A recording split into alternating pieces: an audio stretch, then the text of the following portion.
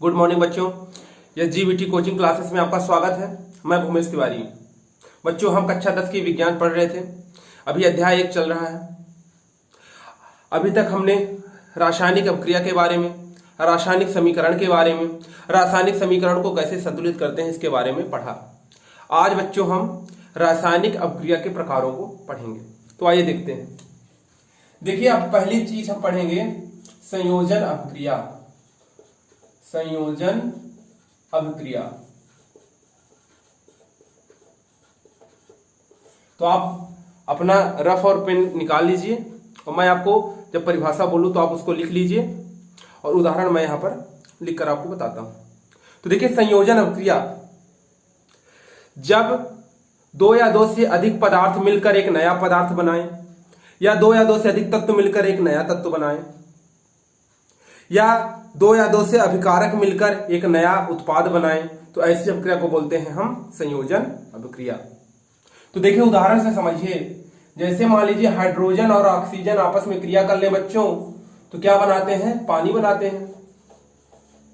तो देखिए, यहां पर दो पदार्थ मिलते हैं और एक नया पदार्थ बनाते हैं। तो संयोजन माने होता क्या है? योग, मिलना। देखिए, यहां पर दो पदार्थ आपस में मिलकर एक नया पदार्थ बना रहे हैं।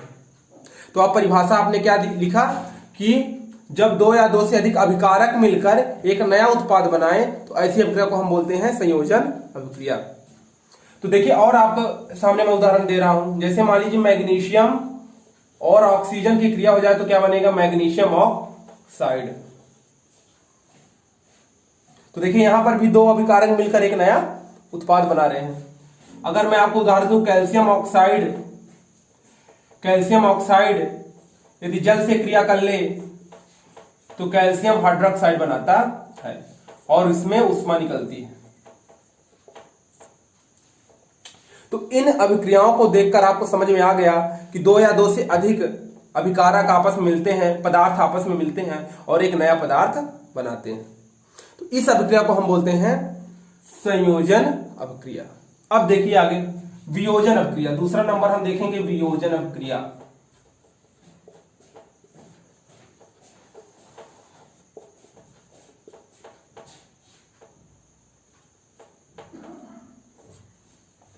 संयोजन अभिक्रिया का बिल्कुल उल्टा होता है वियोजन अभिक्रिया में। वहां पर देखिए, दो पदार्थ आपस में मिलकर एक नया पदार्थ बनाते हैं। यहां पर क्या होगा? एक ही पदार्थ दो या दो से अधिक पदार्थों में टूट जाता है, अलग हो जाता है। वियोजन माने होता है अलग होना। तो परिभाषा देंगे ऐसी अभिक्रिया जिसमें एक अभिकारक दो या दो से अधिक उत्पाद में टूटकर अलग हो जाए, ऐसी अभिक्रिया को बोलते हैं वियोजन अभिक्रिया। मैं आपको उदाहरण से समझाता हूं। यदि कैल्शियम कार्बोनेट CaCO3, यदि कैल्शियम कार्बोनेट को ऊष्मा दे दी जाए तो ये कैल्शियम ऑक्साइड और कार्बन डाइऑक्साइड में टूट जाता है। तो देखिए, यहां पर देखिए आप, दो पदार्थ मिलते थे और एक नया पदार्थ बनता था। यहां पर देखिए, एक ही पदार्थ दो या दो से अधिक पदार्थों में क्या हो जाता है? टूट जाता है, अलग हो जाता है। कैल्शियम कार्बोनेट क्या हो गया? कैल्शियम ऑक्साइड और कार्बन डाइऑक्साइड में टूट गया। एक और एग्जांपल देख लीजिए, लिख लीजिए इसका नाम फेरस सल्फेट, FeSO4। जब फेरस सल्फेट को ऊष्मा दी जाती है बच्चों, तो ये Fe2O3 फेरिक ऑक्साइड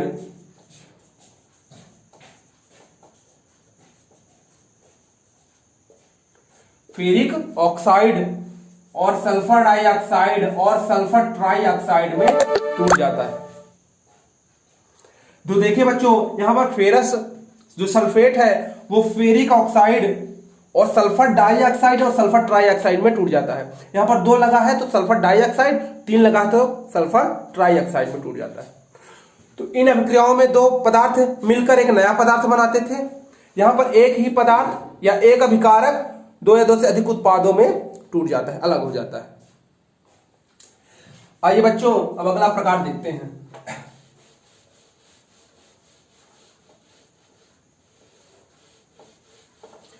मेरे साथ आप इन सब अभिक्रियाओं को लिखते रहेंगे। क्योंकि पेपर की दृष्टि से बहुत ही जरूरी है ये। पेपर में आपके परिभाषा पूछेगा और उदाहरण बोलेगा, लिखिए। चलिए देखते हैं तीसरा नंबर, विस्थापन अभिक्रिया।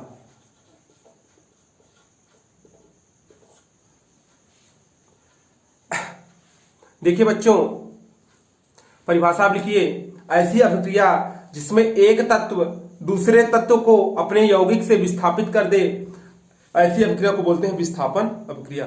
विस्थापन माने होता है हटना। जैसे अगर मैं आपको बोल दूं कि आप अपने स्थान से हट जाइए, थोड़ा दूर हो जाइए, तो मैं बोलूंगा आप क्या हो गए हैं, आप अपने स्थान से विस्थापित हो गए। तो देखिए आपने परिभाषा क्या लिखा, ऐसी अभिक्रिया जिसमें एक तत्व दूसरे तत्व को अपने यौगिक से विस्थापित कर दे, ऐसी अभिक्रिया को बोलते हैं विस्थापन अभिक्रिया। मैं आपको एग्जांपल से समझाता हूं। देखिए Fe यदि कॉपर सल्फेट के साथ क्रिया कर ले तो क्या बनाता है, FeSO4 और कॉपर। देखिए बच्चों यहां पर क्या हो रहा है, Fe जो लोहे का संकेत है वो कॉपर को क्या कर रहा है, उसके स्थान से हटा रहा है, विस्थापित कर रहा है। देखिए Fe ने क्या किया, कॉपर का स्थान ले लिया, यहां पर FeSO4 हो गया और कॉपर देखिए अलग हो गया। तो ऐसी अभिक्रिया को बोलते हैं हम विस्थापन अभिक्रिया। एक एग्जांपल मैं आपको और दे रहा हूं, Zn यदि कॉपर सल्फेट से क्रिया करा दें तो क्या बनेगा बच्चों, ZnSO4, जिंक सल्फेट और कॉपर। यहां पर देखिए जिंक ने क्या किया, कॉपर को विस्थापित कर दिया, हटा दिया। कॉपर को हटाने के बाद क्या बना, जिंक सल्फेट। तो बच्चों आपको देखकर नजर आ रहा है कि जिंक और Fe ने क्या किया, इन दोनों को आपस में विस्थापित कर दिया। तो देखिए बच्चों एक चीज आप यहां पर नोट लिख लीजिए कि अधिक क्रियाशील धातु, अधिक क्रियाशील धातु कम क्रियाशील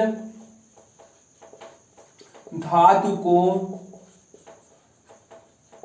विस्थापित कर देती है। क्या कर देती है, विस्थापित कर देती है, विस्थापित कर देती है। अधिक क्रियाशील धातु कम क्रियाशील धातु को क्या कर देती है, विस्थापित कर देती है। मतलब जो Fe है वो कॉपर की तुलना में ज्यादा क्रियाशील है, जो Zn है वो कॉपर की तुलना में ज्यादा क्रियाशील है। तो अधिक क्रियाशील धातु कम क्रियाशील धातु को विस्थापित करेगी। ऐसा कभी नहीं होगा कि कम क्रियाशील धातु अधिक क्रियाशील धातु को विस्थापित कर दे। कॉपर कभी भी Fe को विस्थापित नहीं करेगा, Cu कभी Zn को विस्थापित नहीं करेगा।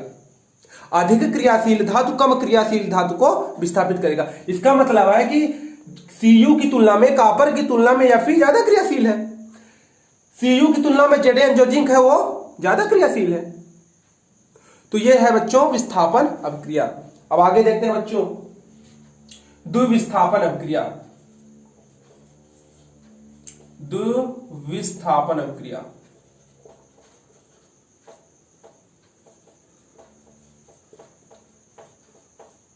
परिभाषा लिख लीजिए।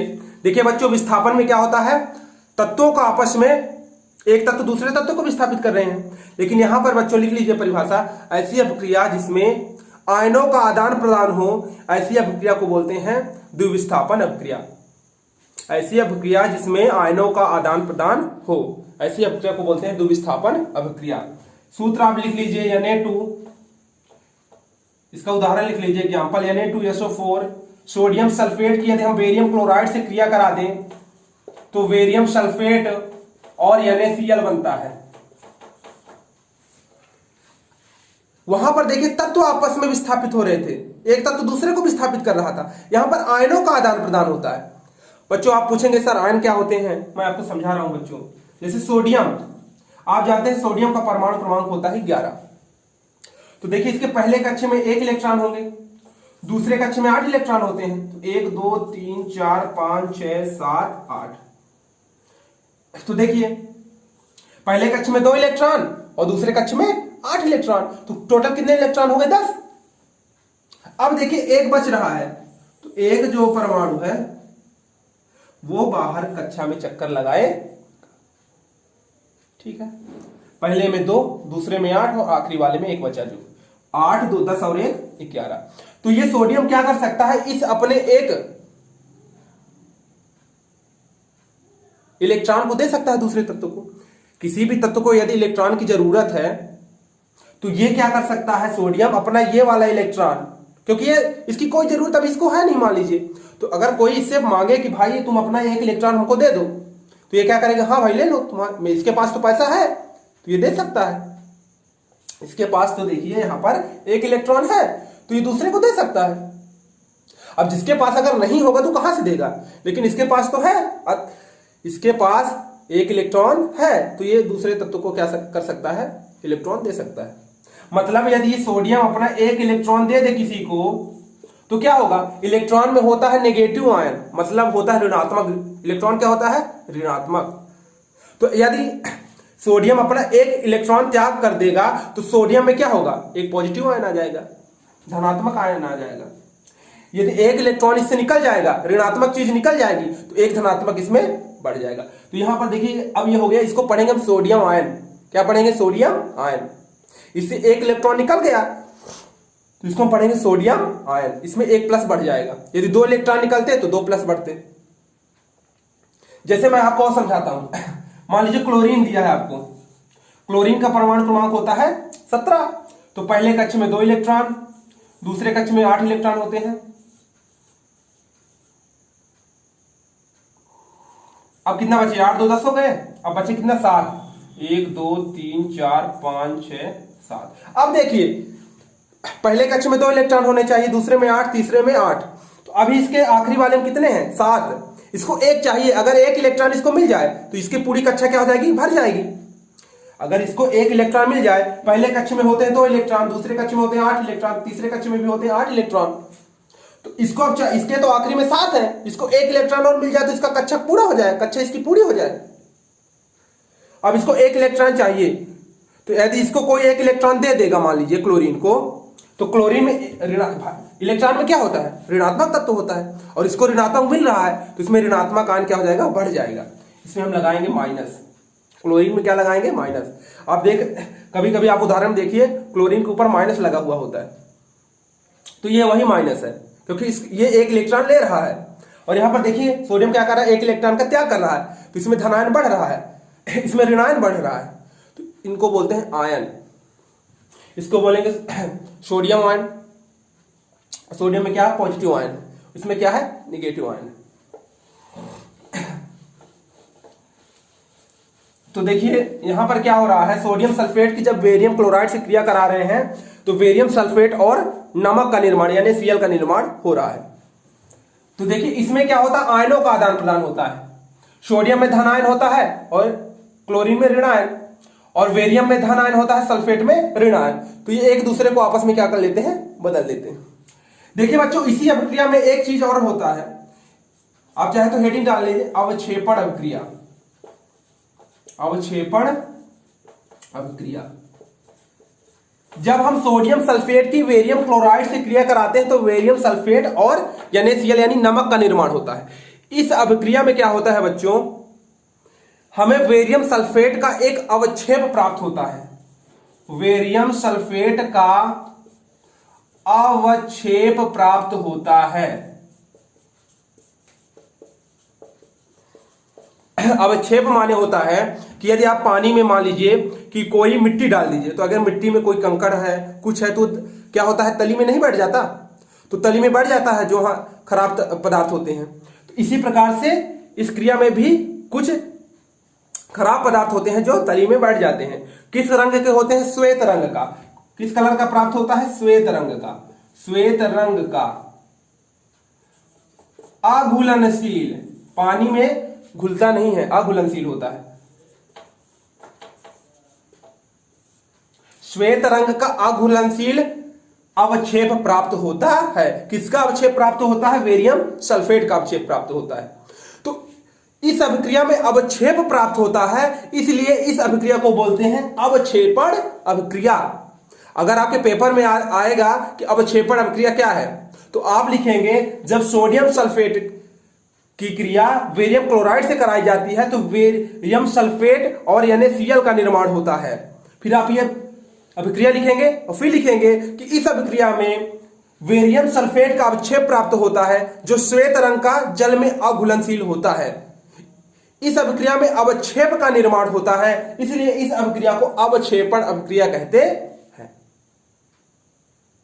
तो बच्चों, इस तरह से आज आपने अभिक्रियाओं के प्रकार पढ़ा। आज के लिए बच्चों इतना ही। आने वाले वीडियो में जो पाठ 1 का अभी कुछ पॉइंट बचा है तो उसको हम आने वाली वीडियो में पूरा करेंगे। जो बच्चे पहली बार हमसे जुड़ रहे हैं, चैनल को सब्सक्राइब नहीं किए हैं, सब्सक्राइब कर लें और वीडियो को लाइक करें, शेयर करें और ज्यादा से ज्यादा बच्चों के पास इसको पहुंचाएं। धन्यवाद।